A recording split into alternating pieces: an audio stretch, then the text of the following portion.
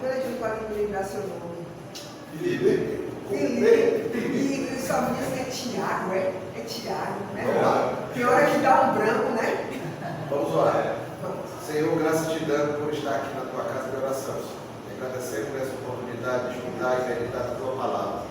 Senhor, que o teu Espírito Santo nos traga luz, clareza, ó Deus, entendimento, todos os teus ensinos, Senhor Deus, para os nossos corações.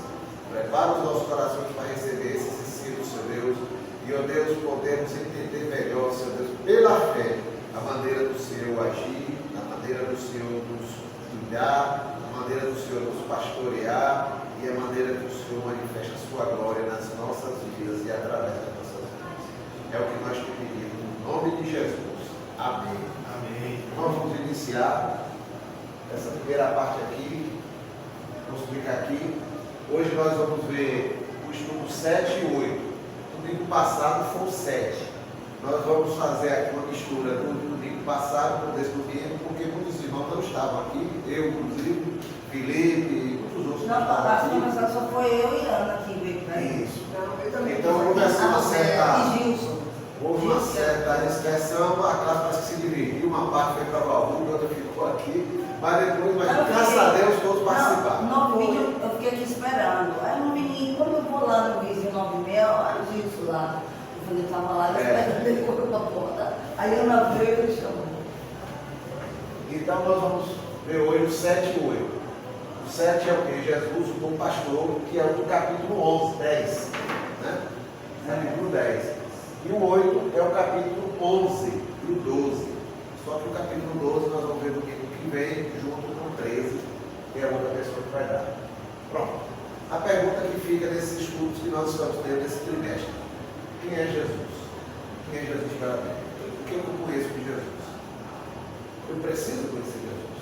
Primeiro, para a minha própria vida. Segundo, para eu apresentar Jesus a quem não conhece Jesus. Então, quem é Jesus? A gente está estudando o Evangelho de João. O Evangelho de João, vamos relembrar o que a gente viu lá no primeiro estudo, né? Algumas semanas atrás. João está na ilha na cidade de Éfeso, pastor em Éfeso, né? Éfeso foi uma comunidade formada por Paulo, na sua terceira viagem missionária. Paulo ficou lá 3 anos, cuidando da igreja. Saiu e deixou líderes tomando conta. Tempos depois, Timóteo, discípulo de Paulo, foi ser pastor. Depois houve outros pastores, até chega João, que foi discípulo de Jesus e agora é apóstolo. João passou ali alguns anos, João já idoso.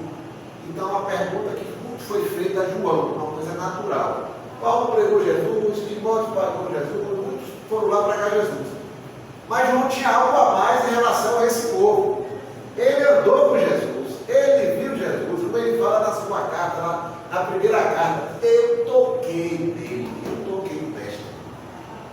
Porque havia a heresia de que Jesus tinha vindo só em espírito, então ele não morreu na cruz, que ele veio só em espírito. Então ele não toquei nele, eu comi, eu andei com ele.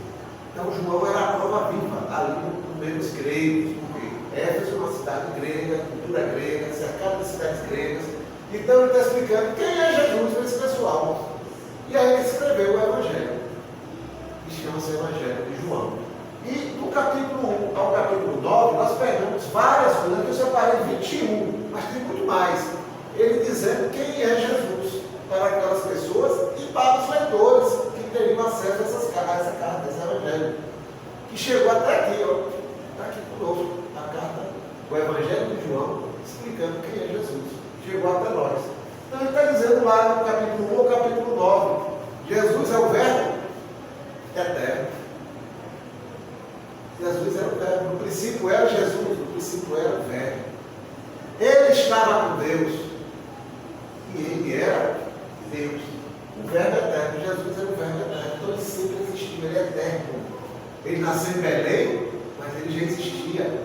Jesus é pré-existente, ele já existia. Foi o que João Batista falou. João Batista é 6 vezes mais velho que Jesus. Jesus nasceu 6 vezes depois que João Batista nasceu. Mas ele diz: aquele que veio depois de mim, ele já existia antes de mim. Miqueias disse lá na sua profecia: 600 anos antes de Jesus nascer. Em Belém nascerá aquele cujas origens é a eternidade, ou seja, já existe. Então Jesus é pré-existente. Então está aqui, o verbo eterno, capítulo 1 a gente vê isso.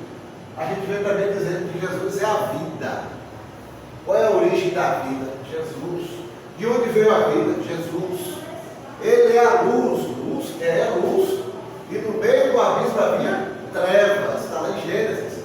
Mas o que o Senhor diz? Haja luz. E a luz fez separação entre luz e trevas, dia e noite. E João fala que Jesus veio como a luz do mundo. E ele, como a luz está aqui escuro, se ele ligou, a luz resplandece no meio das trevas.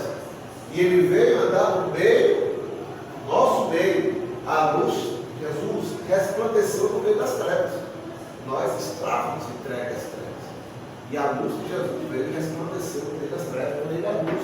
Ele é o Criador, ele criou todas as coisas. Porque todas as coisas foram criadas por ele e sem ele nada foi feito, se fez. João relatou isso.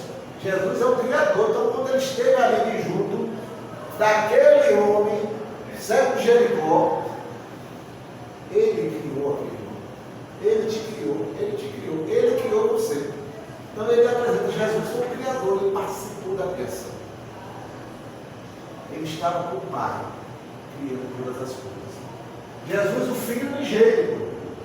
Jesus é apresentado como o Filho unigênito. Então até aí Jesus é o Filho unigênito, o único Filho de Deus. Então está dizendo, ele é o Filho unigênito do Pai. Né? E o que é que ele veio fazer aqui? Ele veio revelar o Pai. Por quê?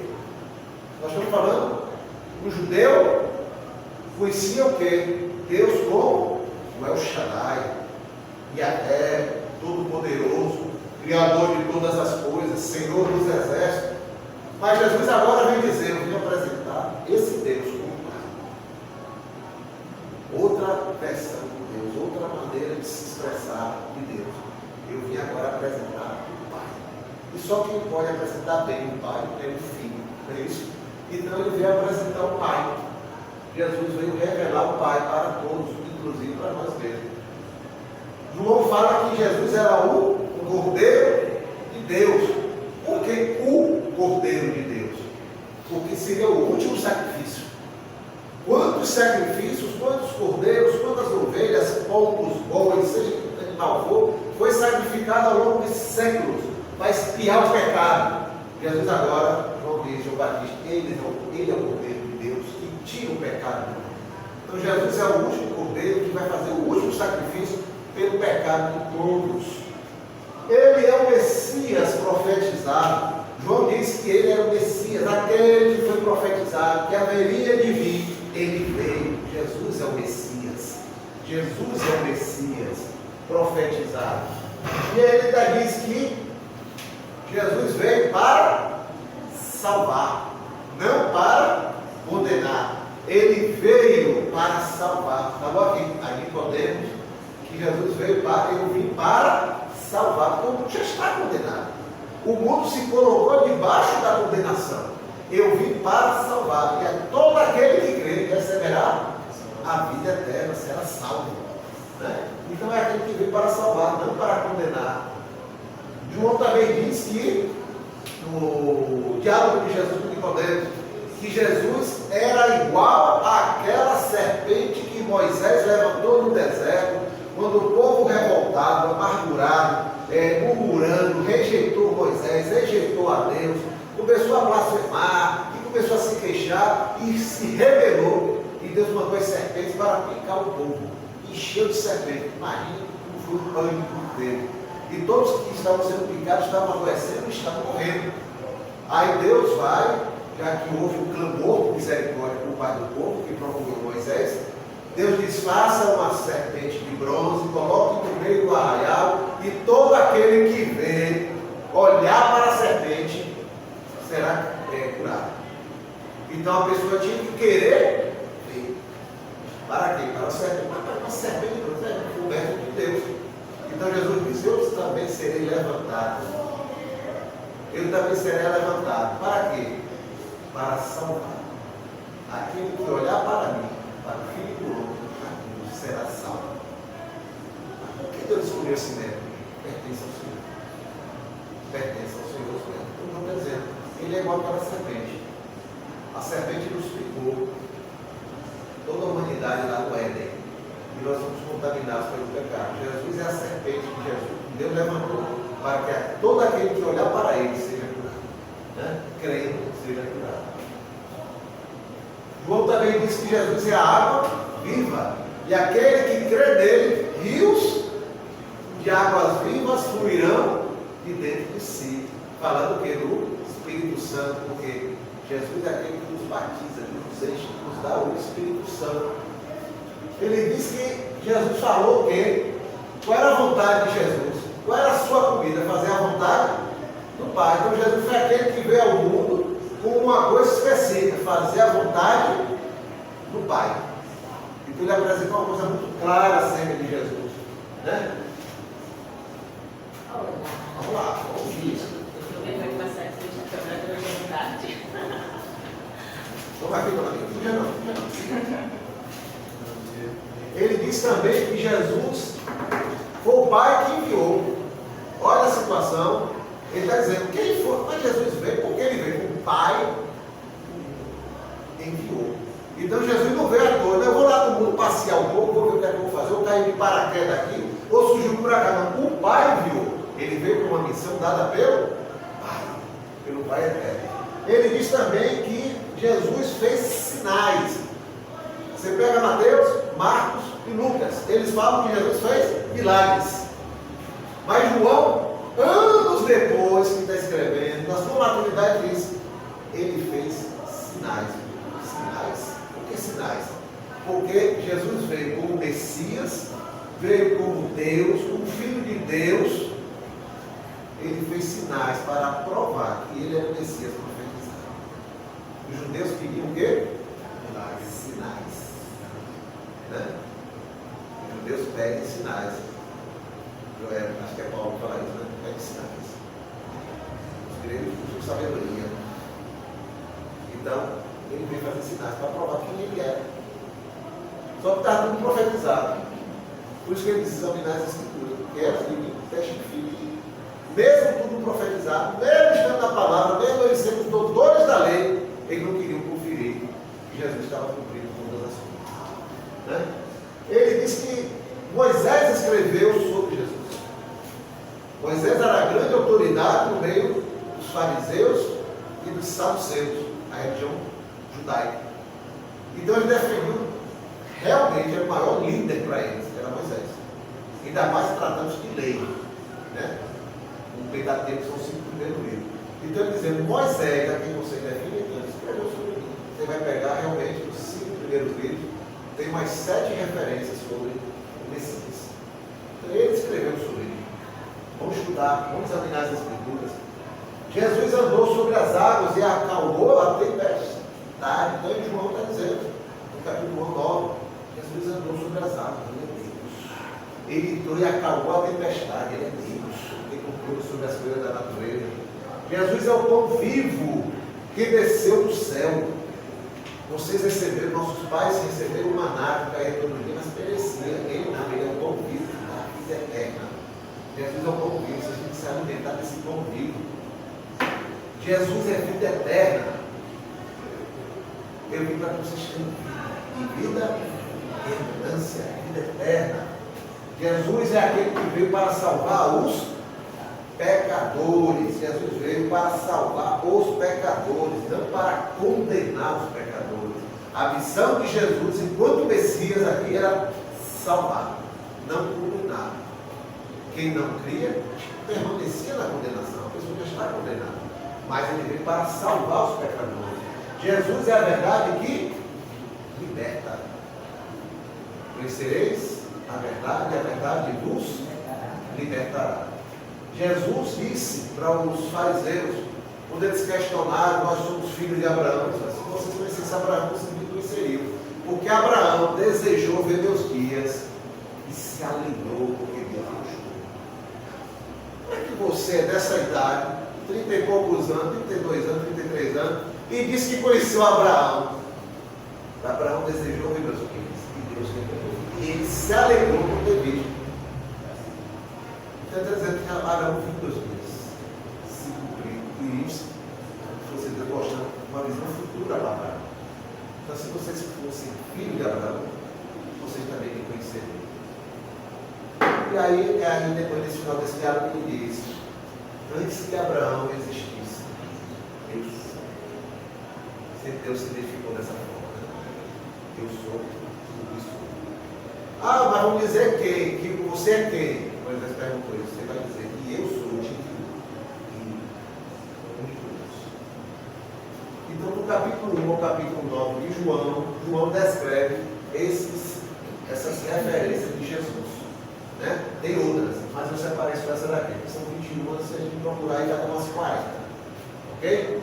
Hoje nós vamos estudar aqui no capítulo 10. Vamos abrir aí o nosso capítulo 10, que nós vamos ver alguns versículos de forma rápida. Vamos ver aqui. Primeiro, Jesus diz: eu sou o bom pastor. É o destaque do capítulo 10. Mas qual foi o cenário que Jesus disse: eu sou o bom pastor? Por que ele disse isso? Jesus não dizia, não falava nada, não ia para lugar nenhum, não deixava de fazer se não houvesse algo específico para ser atingido. Por que Jesus disse: eu sou o bom pastor? Vamos ver qual é o cenário do Velho Testamento acerca de pastores. O que é pastores? Aqueles que eram sacerdotes, aqueles que eram escribas, aqueles que eram doutores da lei, mestres da lei, levitas, todos aqueles que eram responsáveis por conduzir o povo ao Senhor, conduzir o serviço da parte espiritual, religiosa, das festas, que conduzia ao Senhor. Aqueles que deveriam ser referências de levar o povo ou ensinar o povo acerca das coisas do Senhor. Esses são os pastores, os líderes responsáveis pela vida espiritual do povo. O que é que o Velho Testamento fala sobre isso? E nós estudamos aqui semana meses passados. Jeremias 23, 1 e 2. Quem tem aí? Aqui. Ai dos pastores que destroem e dispersam as ovelhas do meu pasto, diz o Senhor. Portanto, assim diz o Senhor, Deus de Israel, contra os pastores que apacentam o meu povo. Vos dispersastes as minhas ovelhas e as afugentastes e não as visitastes. Eis que visitarei sobre vós a maldade das vossas ações, diz o Senhor. Destrói e dispersam as minhas ovelhas do meu pasto. Nós estudamos aqui Jeremias, né? E a gente viu as consequências desse pastoreio. Como se desviou, se encaminhou para a idolatria, para outras iniquidades, coisas profanas, e se afastou do Senhor. E quais foram as consequências? Foi o cativeiro. A dolorosa consequência do cativeiro e suas consequências que fizeram parte dessa situação. Mas vamos ver Ezequiel, que já estava no cativeiro. O que é que Deus falou a Ezequiel sobre os pastores de Israel, de Judá? Ezequiel 34, 2 a 6. Filho do homem, profetiza contra os pastores de Israel. Profetiza e diz aos pastores: assim diz o Senhor Deus: ai dos pastores de Israel, que se apresenta a si mesmo. Não deve os pastores apresentar as ovelhas, comer a gordura e vos vestir de lã. Matai o cevado, mas não apacentais as ovelhas. As fracas não fortaleces, e a doente não curaste, e a quebrada não ligastes, e a desgarrada não tornaste a trazer, e a perdida não buscaste, mas domais sobre ela com rigor e dureza. Assim se espalhar por não haver pastor, e tornar pasto para todas as feras do campo. Portanto, se espalharam as minhas ovelhas andaram desgarradas por todos os montes e por todo o alto outeiro. Sim, as minhas ovelhas andaram espalhadas por toda a face da terra, sem haver quem perguntasse por elas, nem quem as buscasse. Pronto. Esse foi o cenário lá atrás. É nesse cenário que Deus está apontando e dizendo: ai de vocês, pastores, que dispersaram minhas ovelhas, destruíram minhas ovelhas, maltrataram minhas ovelhas, exploraram minhas ovelhas, têm minhas ovelhas vocês dominam minhas ovelhas para que elas façam só o que vocês querem, né? Então o que é que o Senhor está dizendo? Qual foi o cenário que Deus apontou? Os pastores estavam dispersando as ovelhas, ou seja, não formavam um rebanho, não havia unidade. Não é todo que o povo se separou, virou duas nações, né? Virou duas nações. Então houve dispersão por problemas causados pelo pastoreio, pelo problema do pastoreio. Não houve um rebanho. O segundo problema: afastam as ovelhas do pasto do Senhor. O que é afastar do pasto? A ovelha pastoreia, ela tem pasto, é ali que ela tira o alimento, é ali que ela descansa, é ali que ela recebe os cuidados. Então foi tirado, as ovelhas foram tiradas do meio do rebanho. Foi tirado da ovelha a palavra que veio do Senhor.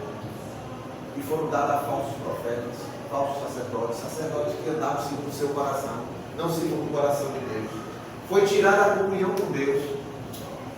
Quando a gente vai ver Ezequiel, o Senhor diz a Ezequiel: filho do homem, os sacerdotes são os primeiros a me abandonarem. Se os sacerdotes, ungidos para servir ao Senhor, são os primeiros a voltarem as costas ao Senhor, como é que fica o povo? Que olha o sacerdote como exemplo, que olha o sacerdote como aquele que está cuidando da sua vida espiritual, né? Ele diz também: esses falsos pastores destroem as ovelhas. O que é destruir? Estragar. Quando eu digo a você, daqui o pastor: não, irmão, fique tranquilo, você pode mentir, você não uma mentirinha. Não, eu não entendo isso como fraude, não. Você apenas lançou um recibo e a Receita Federal aceitou. Não é problema seu, eles que não analisaram. Eu estou induzindo o que a pessoa? A mentir, a fraudar, a roubar, a enganar, a não ser verdadeiro, a ser igual a qualquer um. Estou destruindo as ovelhas, né? Estou destruindo. Então eles prejudicam, eles matam as ovelhas. A ovelha vai deixando de ser ovelha e vai se tornando bode. Que é aquele que se rebela, né? Esses pastores apacentam a si mesmo. O que é apacentar a si mesmo? Eu buscar só meu interesse, não. Eu vou trabalhar aqui de forma que eu forme um grupo que atinja os meus alvos. Eu preciso preencher meu currículo como pastor. Eu quero ser reconhecido por igrejas maiores. Eu quero receber um chamado para uma igreja maior para eu ganhar mais e para um centro maior. Então eu preciso de número, eu preciso fazer estatística. Estou dando aqui um exemplo. Pastores que apacentam a si mesmo, estão preocupados com o seu currículo, como ele está sendo visto na sua denominação, na sua comunidade onde ele trabalha. Ele quer ser melhor visto pelos outros pastores que estão ao redor. Então ele está apacentando a si mesmo. Está apacentando a si mesmo. Pessoas que têm ministérios, que tudo em torno do seu nome, não em torno de Jesus, não em torno do Evangelho. E a gente vê isso aí muito claro, né? Pastores que comem a gordura e ficam com a lã das ovelhas. Ou seja, exploram. Esse dia eu recebi um vídeo de uma igreja aí, o pastor lá botou uma balança. É o dia da oração da bênção. Como era isso? Márcia chegou lá. Você quer ser abençoada, Márcia? Pronto. Senta aí, fica aí na balança. Deu quanto? 70 quilos. Trouxe R$70 hoje. É o custo da tua bênção hoje. O dia da balança. O dia da balança. A tua oferta de acordo com a tua bênção. Se você der 1.000, a tua bênção vai ser porte de 1.000. Se você der 10.000, a porte de 10.000. Se você der R$10, a porte de R$10. O que uma pessoa dessa está querendo? Está apacentando assim?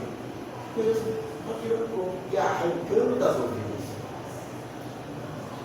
Pastores que não cuidam das ovelhas fracas. Pastores que não cuidam das ovelhas doentes. Pastores que não cuidam das ovelhas que foram quebradas, desgarradas, nem das perdidas. Pastores que abandonam as ovelhas na primeira dificuldade. Não vai nada, está dando trabalho. Comprar mais nada não, é só dificuldade, é só trabalho. Vixe, rapaz, lá falou. Vixe, Nicole naquele dia chegou lá, chegou assim. Olha, tira o nome de Nicole aí. Você foi procurar Nicole para saber o que aconteceu. Você perguntou. Você está sabendo como é que estão resolvendo? Para você sair deletando as que você julga que está dando trabalho para você, ou seja, elas não estão cooperando com o teu ministério. Mas vamos falar sobre isso mais tarde. Sobre este tema, pastores, que a gente leu no Velho Testamento e fez esse comentário aqui. Qual foi a realidade que Jesus encontrou quando ele chegou lá? Está tudo beleza agora? O povo estava sendo bem pastoreado, fariseus, saduceus, estavam cuidando bem da vida espiritual do povo. O que é que vocês voltaram? Qual foi o contexto que Jesus encontrou? Papai, não vou nem falar nada não, porque está tudo bem agora. Ezequiel e Jeremias profetizaram isso, mas está tudo beleza agora. Não sei nem o que eu estou fazendo aqui. Acho que o pai se enganou, mandou eu vir na época errada. Foi assim? Foi assim, Nicole?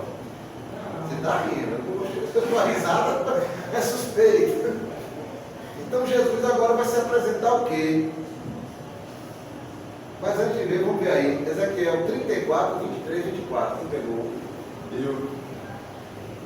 E suscitarei sobre elas um só pastor, e eles a apacentará. O meu servo Davi é que as apacentará. Ele lhe servirá de pastor, e eu, o Senhor, lhe serei por Deus. E o meu servo Davi será príncipe no meio delas. E eu, o Senhor, o disse. Meu servo? Davi. Falando de Jesus. E haverá um pastor. E ele vai cuidar dessas ovelhas. Jeremias 23, 4 e 5. Levantarei sobre elas pastores que as apacentem, e nunca mais temerão, nem se assombrarão, e nenhuma delas faltará, diz o Senhor. Eis que vem dias, diz o Senhor, em que levantarei a Davi um renovo justo, e sendo rei, reinará e agirá sabiamente, e praticará o juízo e a justiça. O renovo subirá de Davi, ou seja, quem tem planta, né? O renovo vai subir. Jesus vai subir, vai ser o pastor. E assim, nesse contexto, que Jesus chega, veja a profecia de Jeremias e a profecia de Ezequiel. Jesus já apresenta e diz: eu sou o bom pastor. É nesse contexto. Jesus diz: eu sou o bom pastor. No verso 11 a gente diz que ele diz: é o bom pastor. Eu sou o bom pastor. E o que ele quer dizer? Eu dou a vida pelas minhas. Está no versículo 11 do capítulo 10. Depois vocês vão ler o capítulo 10 todo. Eu dou a vida pelas minhas ovelhas. E os pastores eles tinham que fazer como? Até aqui, abandonavam as ovelhas no primeiro problema. Ou abandonavam as ovelhas ou tiravam, deletavam. Não, você não vai mais para aqui não. Ou fazia de conta que nem via. Jesus, ao contrário, ele dá a vida pelas ovelhas. No verso 14 ele diz, no capítulo 10, eu conheço minhas ovelhas. Eu conheço minhas ovelhas. Porque o pastor que explora, que rouba, que mata, não conhece as ovelhas. Ele sabe que é o nome de Lara. Você não me conhece. Ele conhece o nome de Lara, mas a vida de Lara não. A vida de Dione não. A vida de Filipe não, ele não conhece. Lara, Filipe e Dione é um número que vai trazer resultado para mim. Entendeu? Então eu conheço as minhas ovelhas. E minhas ovelhas me conhecem. Então, além de eu conhecer minhas ovelhas, as minhas ovelhas me conhecem, porque sabem que eu as cuido. Esse é o bom pastor, Jesus.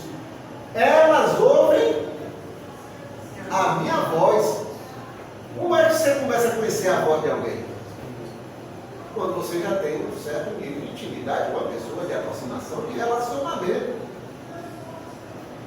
Então você está aqui, você ouve a voz, é de glória. É lá. É massa. Porque você já identifica.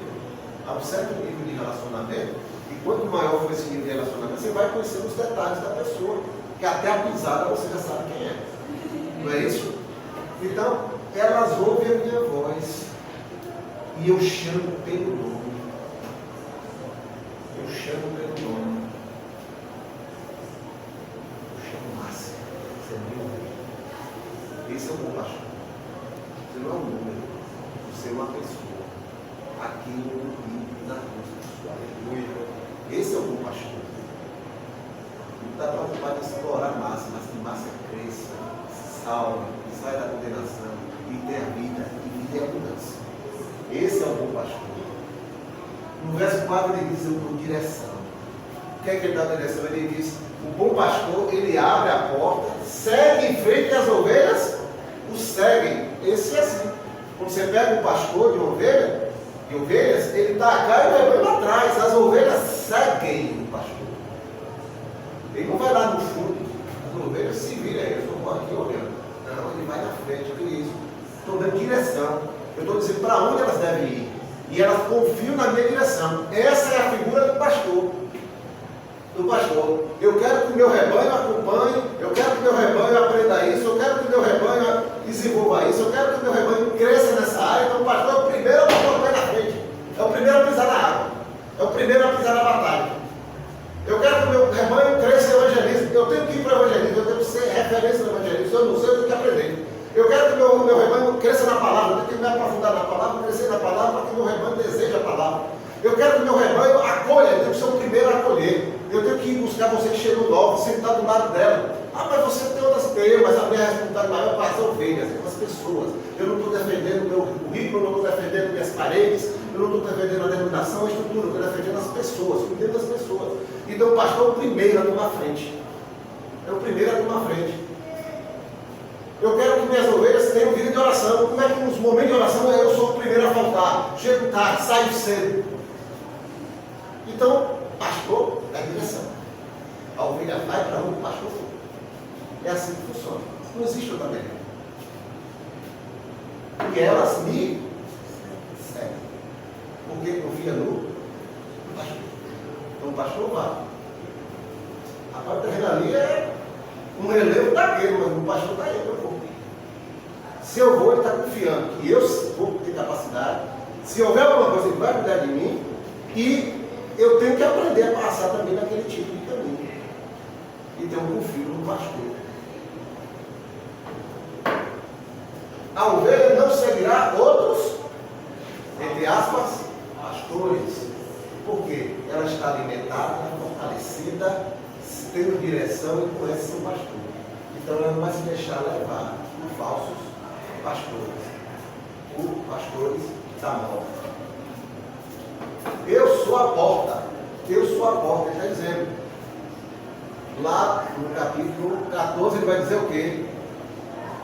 Só vai ao Pai quem vier comigo. Não é isso? Só pode chegar ao Pai quem vier comigo. Então eu sou a porta que vai dar a salvação, eu sou a porta que vai levar ao Pai, e não importa. A ovelha quer conhecer certas coisas, quer subir. Eu quero andar com o Pai. Pai, me mostra o Pai. Se você me ver, se você me conhecer, você está vendo o Pai. Se eu... Jesus é... Deixa eu chegar no 14, que tem mais detalhes. Eu sou a porta. Quem passar por essa porta encontrará salvação. Está no verso 14, no verso 7. No verso 1. Aqui já no verso 9. No 7 é a porta. Depois ele continua e dá. Aí no 9 ele diz: quem passar por essa porta encontrará salvação. E encontrará pastagens. O que é pastagem? A ovelha precisa se alimentar. Aí você vai para o Salmo 23. Águas tranquilas. Pastos verdejantes, ela precisa tanto descansar como se alimentar e saber que está sendo protegida pelo seu pastor. Então você vai encontrar pastagens. Aí a gente vai em Jeremias e Ezequiel. Eles tiram minhas ovelhas do pasto e levam para outros lugares onde não tem águas tranquilas nem pastos verdejantes. E a ovelha precisa de águas tranquilas, pastos verdejantes para se alimentar, descansar e repousar no Senhor. No verso 16, ele diz que dá um rebanho, unidade. Esse bom pastor, ele tem um rebanho. Então, há unidade. lá em Jeremias, Ezequiel está dizendo que minhas ovelhas foram dispersas. E se perderam nas montanhas, se perderam nas florestas, se perderam nas matas, se perderam nas cavernas. E está dizendo, é um rebanho. Por quê? Ovelha anda em rebanho. Porque uma ovelha ajuda a outra. A ovelha mais madura é referência para a ovelha menos madura.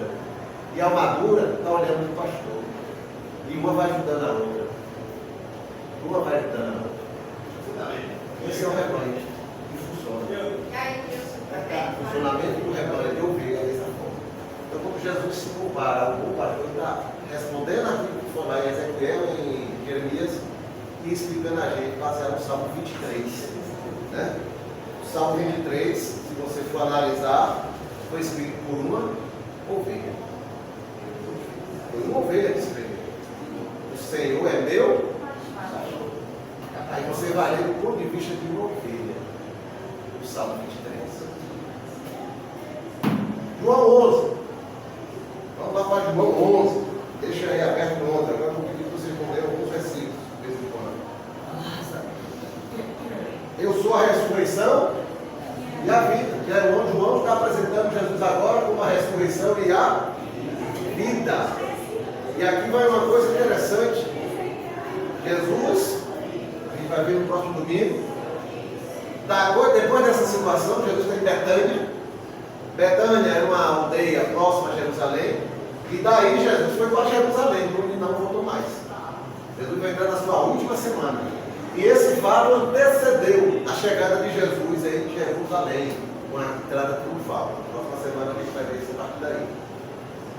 E o que marcou aqui a ressurreição de Lázaro é porque os fariseus, os saduceus, eles criam, eles desenvolveram uma fé, uma crença, de que o Messias, o verdadeiro Messias, faria 4 sinais. Só ele faria os 4 sinais. Por quê? Poderia haver um sinal que o fizesse, mas os 4, só o Messias faria. Curar o cego de nascença, Jesus curou? Curou. Curar um paralítico de nascença, Jesus curou? Curou. Curar um leproso, Jesus curou? Curou. Houve outras curas de leprosos? Na Bíblia não tem, mas ali só fez aquele.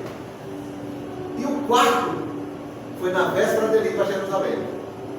Ressuscitar o morto de mais de 3 dias. Só Jesus fez. Os 4 sinais. E eles desenvolveram essa crença. Jesus cumpriu os 4. E foi justamente quando ele cumpriu o 4, ele decidiu, temos que matar ele. É fácil entender isso? Estamos esperando. É fácil entender? Foi justamente quando ele cumpriu o 4 que a decisão final saiu. Temos que matar ele.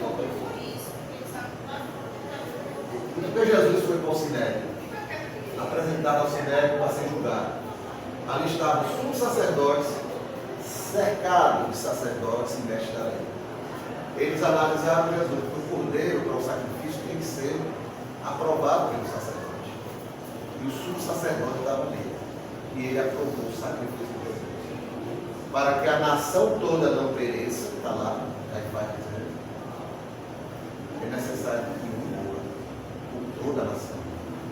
E o cordeiro estava ali, para ser aprovado pelo sumo sacerdote para o sacrifício por toda a nação. Sem querer, ele cumpriu a profecia.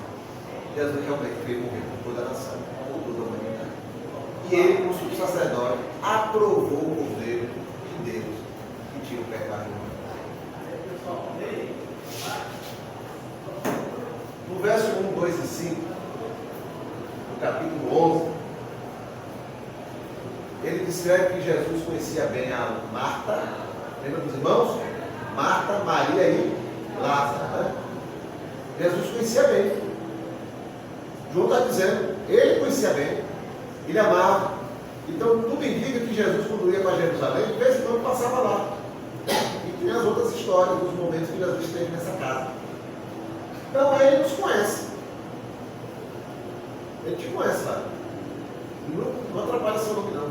Ele te conhece, Deus. Conhece todos nós.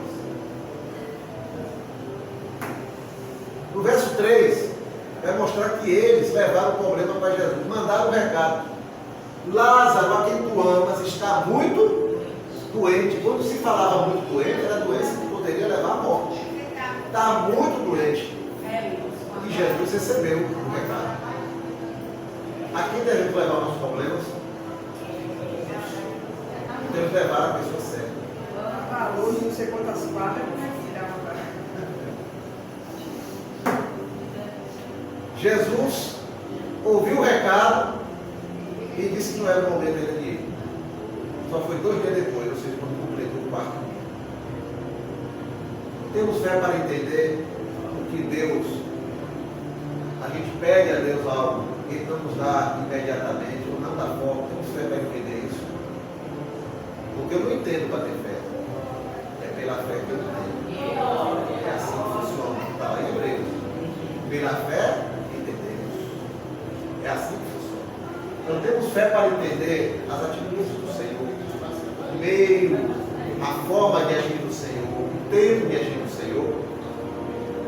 No verso 6, ele vai falar que Jesus decidiu ir, completou 4 dias. Deus age no seu tempo, não no meu. Deus age no tempo dele. No verso 8,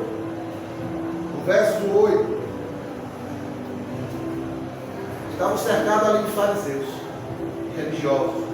O dono de olho era amigo deles, estava ali para fiscalizar, para ver o que ia acontecer. Mas estava tranquilo, o cara já morreu há 4 dias, ninguém ressuscita não, só o Messias. Você confia no Senhor, que o Senhor dá no controle de todas as coisas. Lázaro está morto, todo mundo está chorando. Ninguém pode fazer nada humanamente. O Senhor, que eu confio que Ele vai curar, poderia curar. Quando chegou, a gente tinha morrido. Eu continuo confiando no Senhor. No verso 14, Jesus chorou. Diante de tanta comoção, Marta, Maria e todos que estavam ali, a Bíblia diz apenas em 2 palavras: Jesus chorou. Ele sabe dos nossos sofrimentos. Jesus provê aqui em carne, com a língua do lado, e andou no nosso meio, Ele viveu a nossa realidade. Deus que nos criou, se fez homem para viver a nossa realidade, nossas limitações, os nossos sofrimentos. Jesus chorou a tristeza de quando estava ali. Então Ele não ignora o nosso sofrimento. Ele sabe quando estamos sofrendo. No verso 17, o tempo não é problema para Deus. Pode ser para nós, mas não para Deus. Mas Senhor, já tem 10 anos que Ele está envolvido nisso. Onde abundou o pecado, superabundou a graça. Onde tem morto, eu ressuscito. Onde tem preso, eu liberto. Onde tem doença, eu curo. Onde tem condenação, eu restauro e salvo. Rasgo a dívida que era montada. Esse é o nosso Senhor. Não é problema para Deus o tempo. Nosso tempo.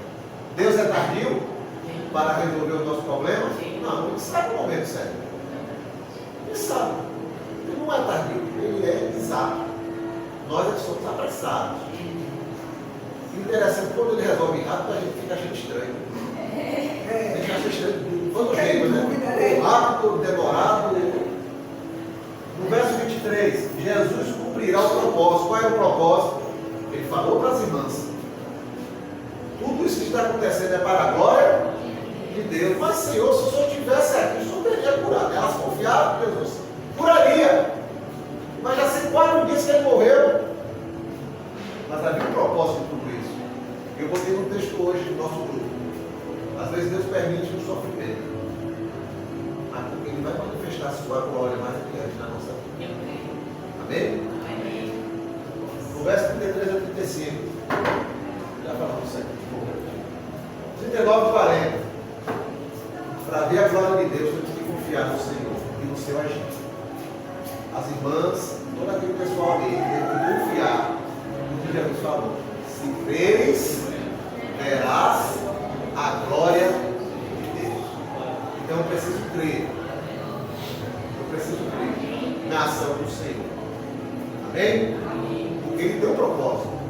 Ele permitiu que Lázaro adoecesse, ele permitiu que Lázaro morresse, ele permitiu que as irmãs sofressem, mas elas viram a glória de Deus. Viram a glória de Deus.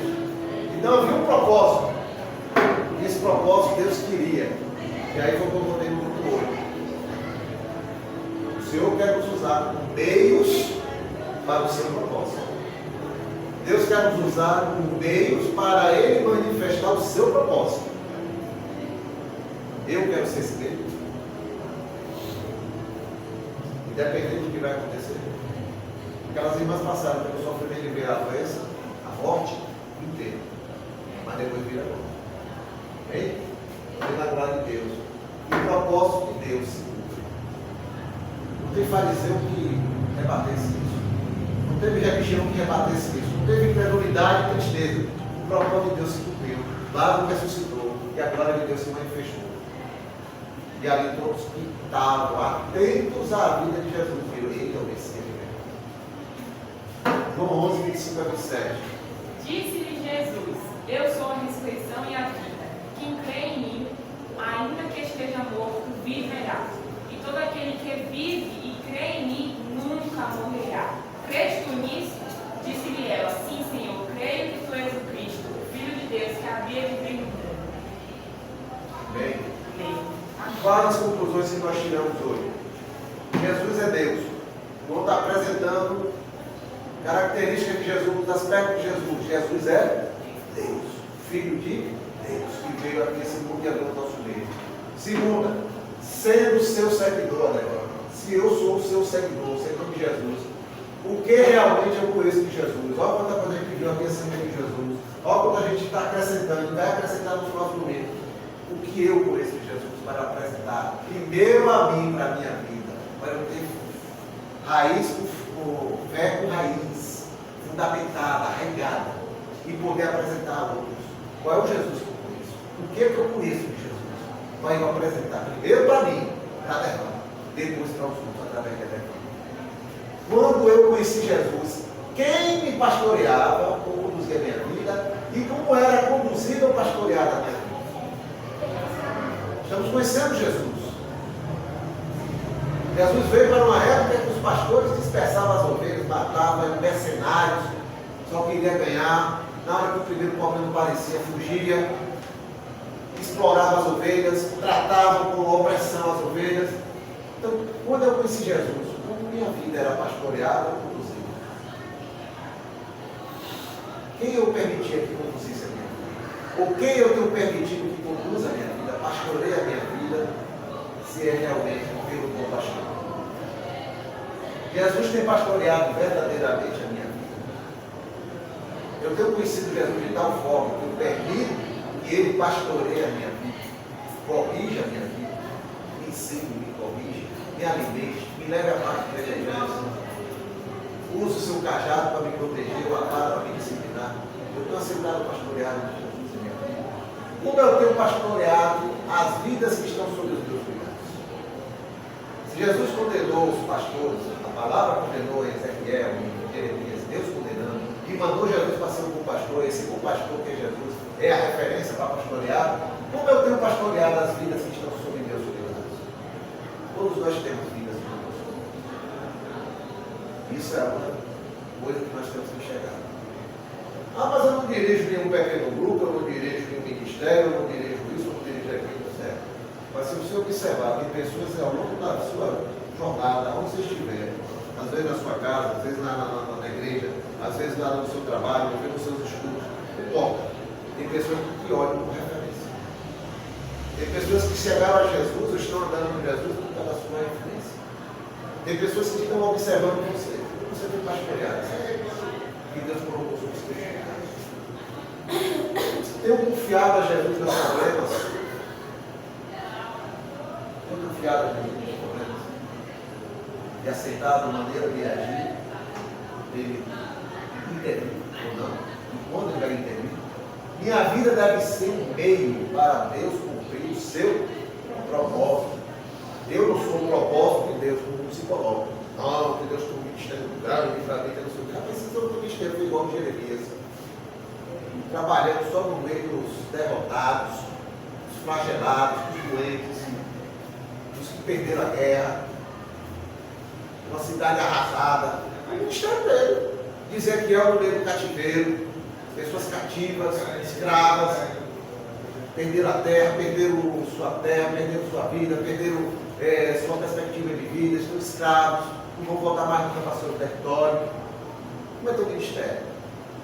Isaías, que começou pastoreando, sendo profeta dentro do Palácio Real, com os seus reis, mas depois um dia se levantou o rei e matou o matado. Isaías. Como é teu ministério?